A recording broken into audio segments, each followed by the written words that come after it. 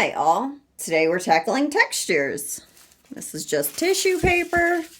You crumple it all up, make sure it's nice and crumpled, and then you uncrumple it and you get a lovely little texture like this. Now you take your piece of cardstock and you snip the corners so that way you don't get all that bulk, and you tape it or glue it around. And then you can have a card that looks kind of like this. Now, the next texture that we're doing also doesn't require machinery. It is texture paste and a palette knife or a scraper or a cake scraper or a ruler, whatever kind of flat object you have. And if you don't have texture paste and you just got finished recalking your bathroom and you got some leftover caulk, like if you can work quickly, yeah, absolutely, use your caulk.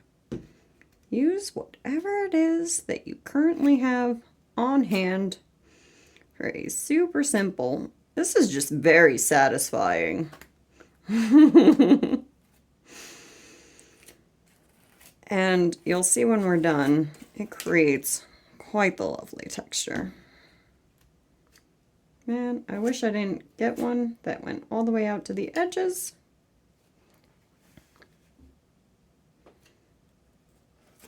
Because now I'm making a mess. So, for future reference, put down a trash bag or any kind of packaging material so that way you don't get your desk dirty.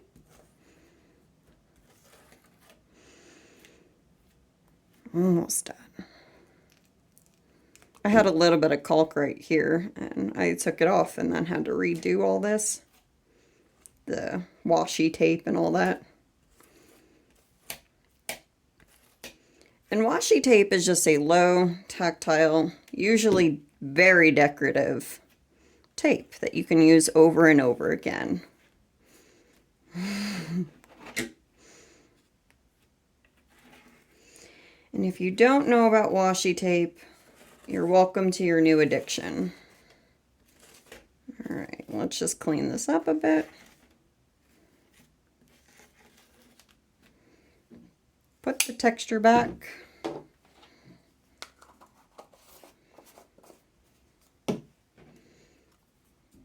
And I usually use these as like condolence cards or get well soon cards. It's hard to find cards that are like sad in nature, I guess. Usually you want your card to be fairly happy, right? So when tragedy does strike, I love mandala circles, any kind of unique pattern. But this is really for any occasion. Here is my son's birthday card. I'm making a ton of birthday cards for his 4th birthday. And that's just one of them. Anybody else make a ton of card faces and then when a occasion comes along, you're like, oh, that would work. Absolutely. Glad I have that. Well, this is taking quite a bit longer to unpeel than I thought it would.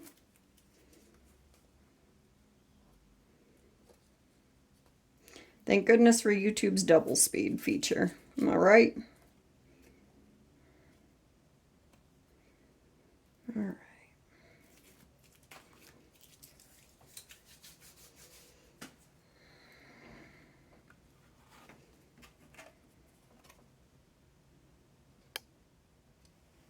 Oh, look at that. All right, we'll wash this later. Now, for the next few, we will need a fancy machinery. But in the meantime, check out washi tape.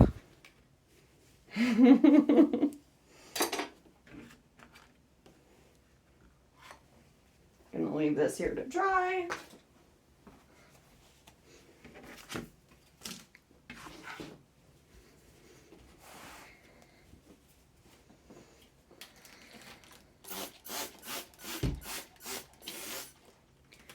That's just a Home Depot bottle, the HDX bottle, their name brand, I guess, with some water, tap water.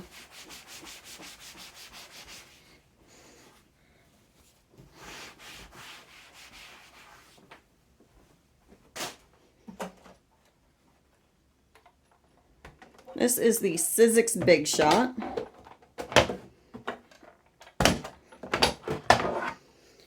And there are directions on here for how thick everything needs to be. Excuse her.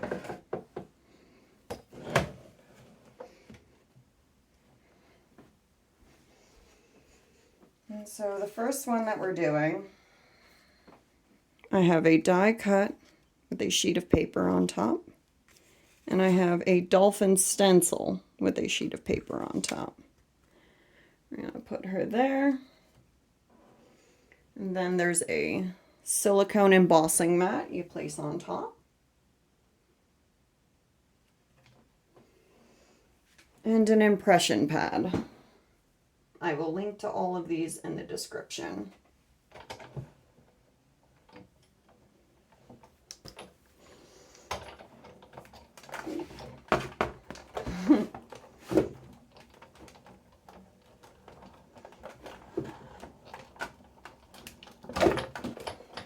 Sorry.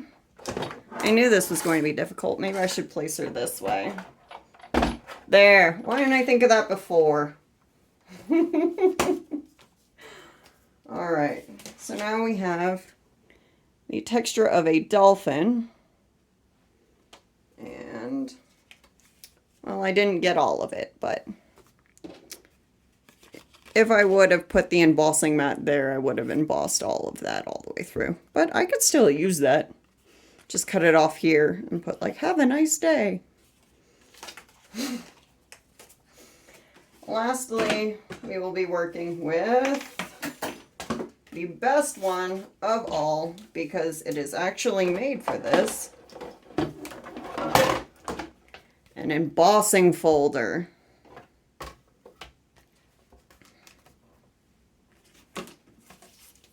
Now, your embossing folders are specifically made for this, but another thing you can do, excuse my reach, so you take an ink pad, and let's just ink up one side. Not a whole lot, just some ink.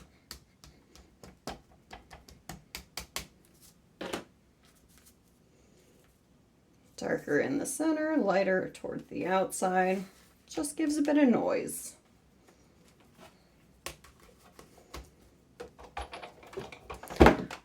Alright. I did something. Maybe I need to go down one more. Do I need to go down one more? Is this gonna work? Ah, it works now. Nope. One more.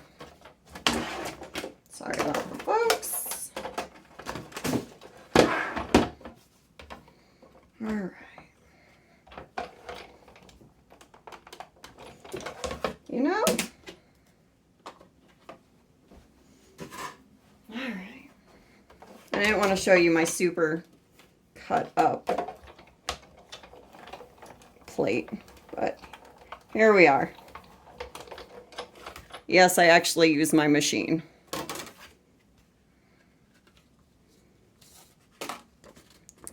Here's one side. Here's the other. Beautifully textured.